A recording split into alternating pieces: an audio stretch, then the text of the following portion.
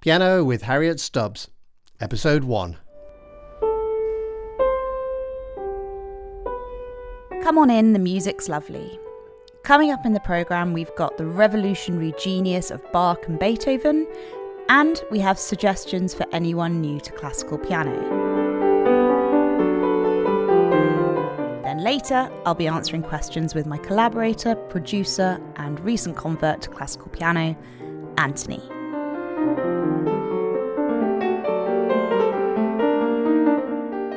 Hello, hi, and welcome to the piano with me, Harriet Stubbs.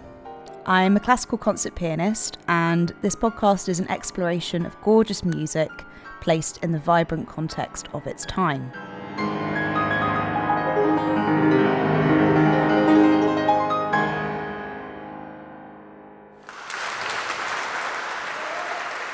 I'm inviting you to share in what inspires my love and appreciation for classical music. In this episode, I've included music that you may recognise from Sex and the City.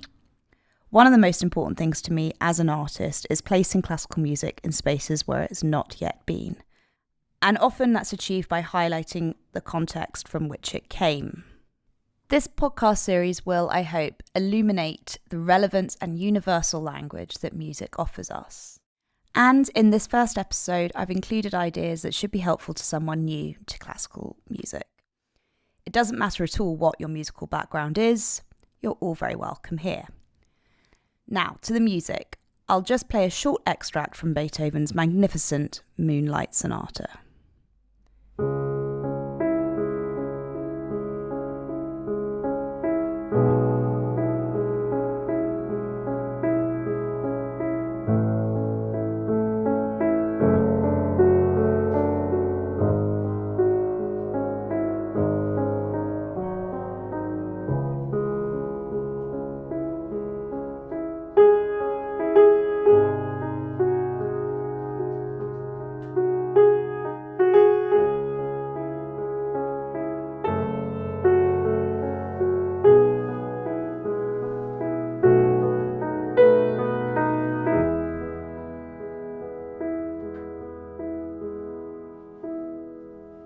So that was the first part, or movement, of Beethoven's Moonlight Sonata.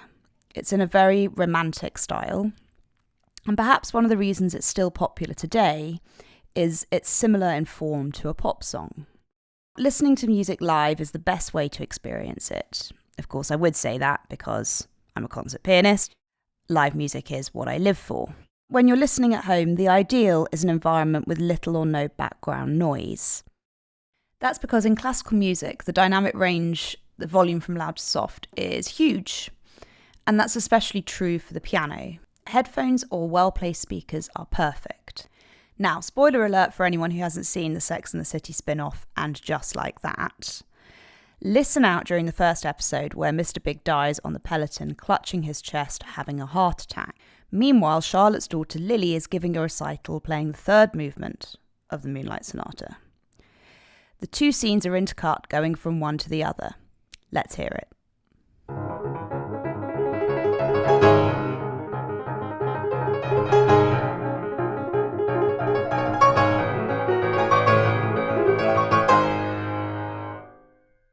Dramatic music for a dramatic scene.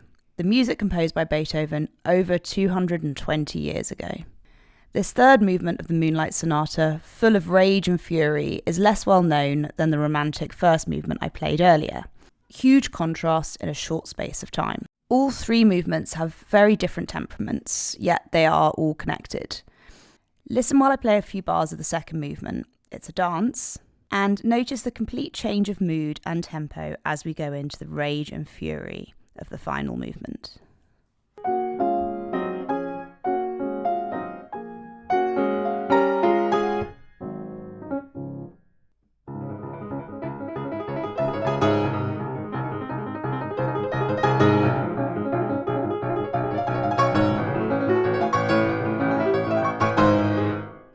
The first movement is in C-sharp minor, and the minor keys in Western music are typically associated with sadder quality or perhaps melancholy and tragedy.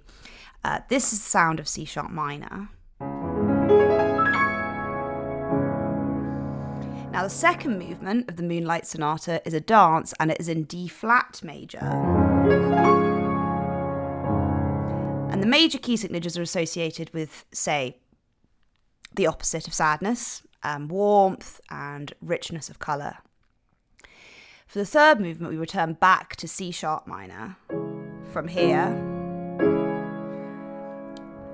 And the notes C and D are side by side with one note in between, which is simultaneously C sharp in that context and D flat in that context.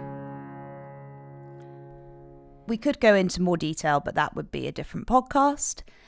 The point is that C sharp and D flat are the same note. Let's listen again. Here it is in the dance with the warmth of D flat major.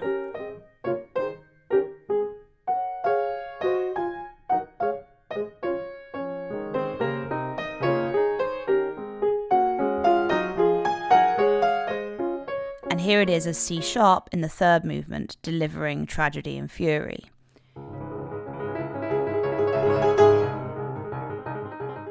And they are all connected by just that one note.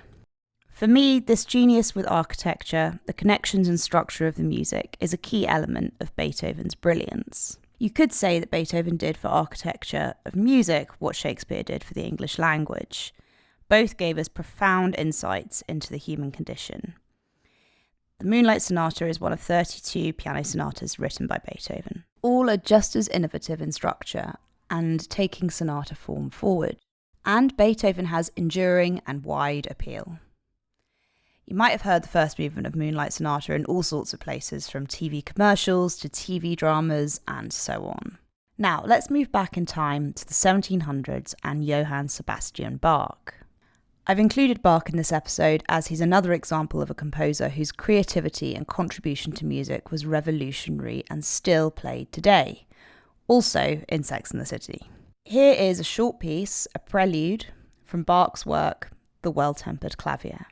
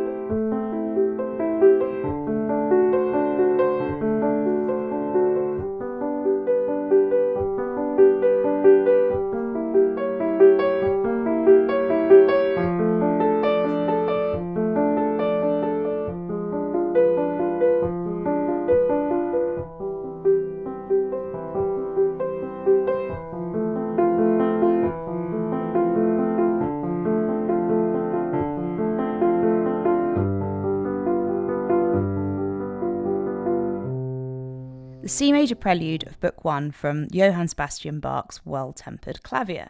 This highly celebrated work, The Well-Tempered Clavier, was written in 2 volumes and consists of 48 preludes and fugues, 2 in every key.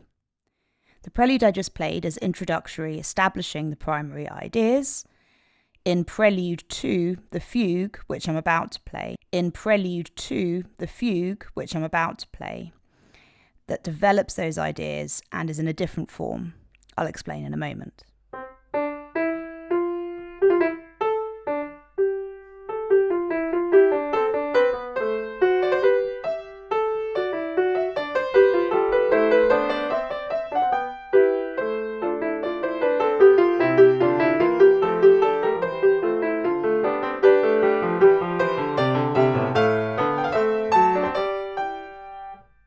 So the fugue has musical phrases which travel between different parts of the piano. It's not unlike a round, such as Ferro-Jacques, where one voice starts off and the next voice picks up the tune and continues independently. But everything fits beautifully together. In a fugue, the parts are like 4 singing registers: soprano at the top, alto, tenor, and bass as the lowest. Typically 2 parts are played in the right hand and 2 parts in the left hand when written for piano. So listen out for the tune starting, then getting picked up by the different voices. We start with the alto. Then the soprano comes in. There is your tenor. And then the bass. It's a conversation between the alternating parts. This style is called counterpoint, and the parts are said to be in dialogue with each other. Bach's idea to create the well-tempered clavier in a systematic way, writing pieces in every key, might seem somewhat repetitive, but in Bach's hands they really are a monument to his consistent and formidable creativity. Very much worth spending some time with. And Bach's preludes and fugues are also bite-sized, so you only need a minute or two per piece. Perfect TikTok content.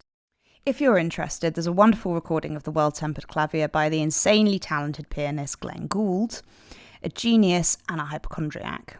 He used to wear an oversized coat and gloves no matter what the weather. His 1963 recording on Columbia Masterworks is wonderful. His interpretations are always original and fresh. For contrast, there's a recording by Andras Schiff with ECM Records in 2012. It's completely different, but wonderful in its own way. And if you're interested in listening to the Beethoven sonatas in their complete form, Richard Good, with an E on the end, has just done a beautiful recording of all 32 sonatas. It's a 4-disc collection, and I thoroughly recommend it. In this episode, we've looked at Bach's preludes and fugues, along with Beethoven's piano sonatas, because they're both real fixtures of the professional pianist's repertoire. They represent points in musical evolution that are groundbreaking while being recognisable pieces of music for everyone. And now it's time for me to answer your questions. So let me introduce Anthony, my collaborator, producer, and a recent convert to the joys of classical piano music. Hi, well, we've reached a bit where I ask you questions from our listeners, but as it's the first episode, we have no listeners' questions, so you have to make do with mine. I guess my first question is about how we listen to classical music. Yeah, so I think for newcomers to classical music, there are so many different ways in which it's accessible now, through shorter segments to playlisting and the digitalization of music. The playlist has really become the new album in so many ways. And a lot of things such as meditation playlists and relaxing and revising, all of these provide an environment where music, specifically classical music, becomes background music to another activity. And so I think that serves some music well, but that to really have the experience of getting to know repertoire and becoming immersed in it, it can almost feel like an intrusion when there are passages of complexity when you're trying to do another activity. And so I think there are sort of two different types of listening. There is the background listening and music that's appropriate for that, and the full-on committed experience to going on a journey with it. And because of the way that music is distributed now, it's so easy to have music recommended to you that's similar to the music that you've heard, and this can really lead to expanding your knowledge very quickly.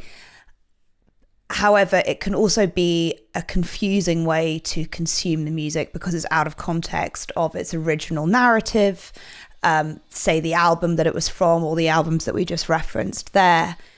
One of the things I found is because I've been listening to much more classical piano music since we started working together, and it can be on streaming services quite tricky sometimes to find things, because if I put in Moonlight Sonata, I might just get that first movement. But you were telling me the other day a topic which I think is quite complicated and I don't fully understand yet. It's going to take me a little while, but you have the opus, or is it opus number? Opus number. So the opus number is the number that work is within the entirety of that composer's works chronologically. When it's an opus number, it's an unnamed cataloguer, but many composers are opus numbers. Some, like Mozart, and Bach have initials before them instead to represent the same thing. So when you're talking about the opus number of a work, you're talking about it in the context of all instruments that composer wrote for, not just the piano. Right, so that includes any choral works and everything. So sonata, I think Moonlight Sonata number 14, opus 27. So, but if I search for Beethoven opus 27 number 2, I should get me to all 3 movements. It will, yes. Great. Because that is the thing, isn't it? There's that first movement, which is so widely known that people don't even know that they know it. That's right. And that third movement, what you were saying as well about listening to it as background music, that's not background music, is it? No, and I think that's why the first movement is so popularly known, because it's so easy to put in the playlisting context of background music. And the work in its entirety, particularly the last, is a much more immersive experience. But if you start by listening to the first movement, not as background music, the continuation will make sense.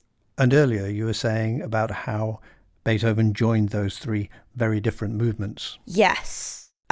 So the outer movements are in C sharp minor and the middle movement is in D flat major.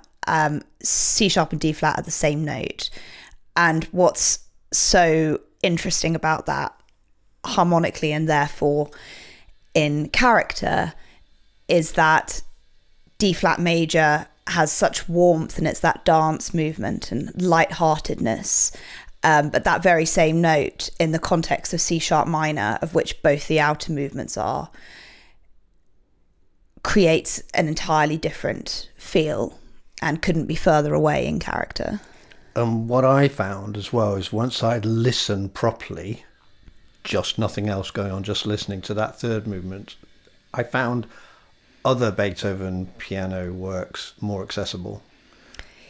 Yes, I think that all of our ears are evolving, and the more we expose them to, the further we want to delve into the complexities of classical repertoire. So what sounded to me at the start, if I was doing something else like some cleaning or something, sounded a bit like a wall of noise, and I would switch over and listen to some contemporary music, actually now has become more accessible. And you've never had this because you started playing classical music when you was at 3 or 2.5?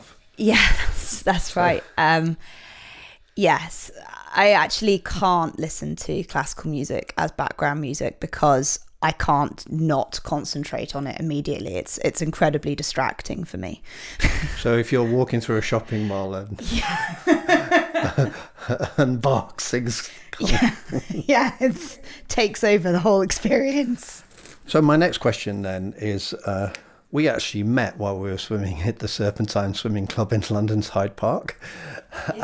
And that's where I very quickly discovered you have a real love of the oceans. In fact, you're a dive master, is it? Dive master. And what I find really exciting is free diving, because I follow free divers on Instagram. That's my connection with it. How does this relate to your piano music? I think it is the antithesis of the music industry in so many ways, and is such a healthy balance. Diving and free diving, swimming provide such perspective in what is such a hyper-focused profession. To be able to see things in the perspective of a much larger picture is so helpful. I get where you're coming from. So just simply being on a breath hold dive, because I know you go out with basking sharks. Scotland, is it? Up? Yeah. Yeah. So you dive with sharks, yeah. And that, I can see a connection with the music industry there, but well, that's unkind to sharks. Yeah. Fair point. And I see. So it's almost like a counterpoint to use something to Absolutely. Yeah. Absolutely. And makes me a healthier musician, I think. Yeah. Yeah. Even though you have to get away from your instrument while you're doing it. Yeah, that's the point. So talking about being a healthy musician, when the it seemed like the world had become unhealthy with the pandemic, and you found yourself unable to get to New York. I think you were planning to go, and you were locked down here in Kensington. Yeah. And you were routinely practicing, and you had your windows open, and you knew people were coming to listen outside, and you made it a thing. Yeah. So I'm based in New York, and I had come over to London for what I thought was going to be a quick trip in March of 2020.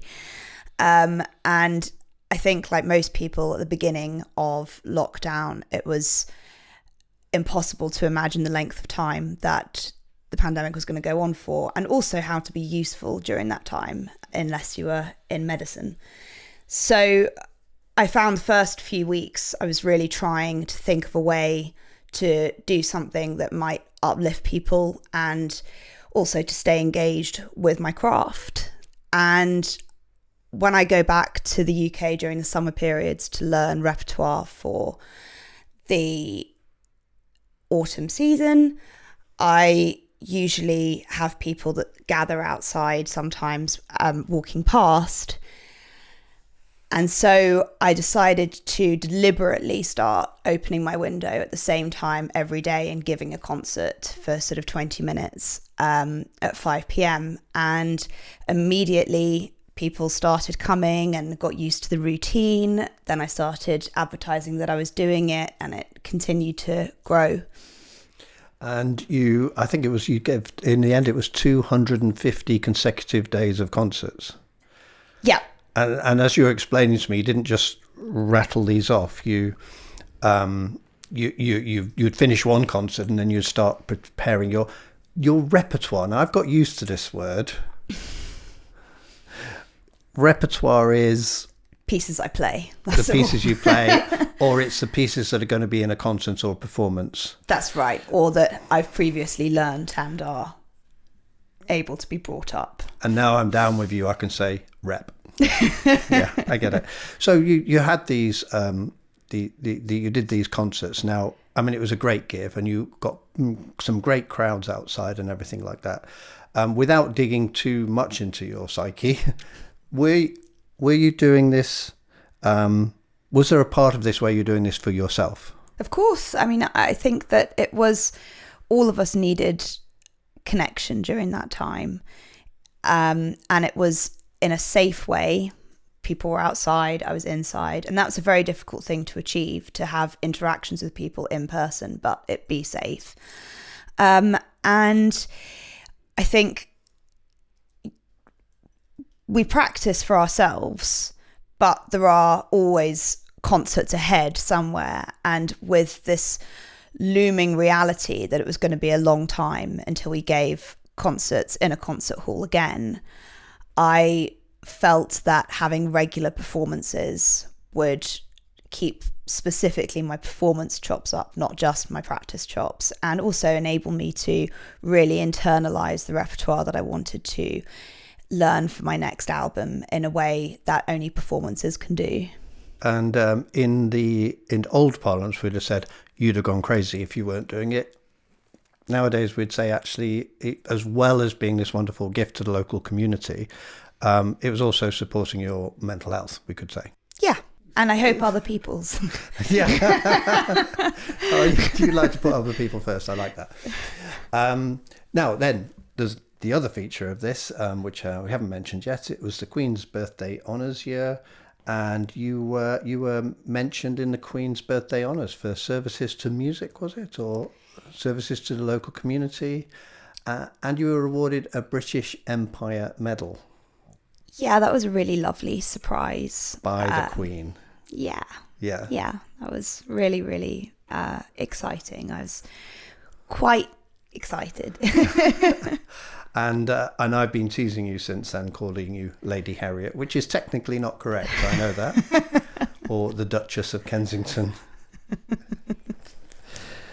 Yeah, but it's wonderful, and it's nice to get the recognition, because that was no small feat. 250 consecutive concerts. Thank you. Yeah, it was. There were days where I wasn't necessarily in the mood, but the act of doing it felt amazing. Yeah, and I'm glad. I know, and I've seen pictures of socially distanced crowds. It's really quite strange. It looks like something from a sci-fi movie because everyone's standing apart from each other. But and there was no traffic, so it didn't matter them standing in the road. It was great thing. So my last question then really is, what have we got to look forward to? What's coming up in future shows? So we're going to be looking at the turn of the century on 2 centuries. So the 18th to the 19th century, and then the 19th to the 20th century. So the next couple of episodes will be about Beethoven and Schubert and how they bridged classical and romantic and the 18th to the 19th century. And now it just remains for you to say the goodbyes. Yeah, so it's the end of our first show and first look at Bach and Beethoven. If you're new to classical music, I hope the examples have helped to illuminate the classical piano world in a way that sparks an interest and encourages you to listen more. And I'd love to hear from you with any comments or questions. You can DM me on Instagram at Piano with Harriet Stubbs. Don't forget the double B in Stubbs and the S on the end. Or email info@harrietstubbs.com. That's it for now. Thanks for listening.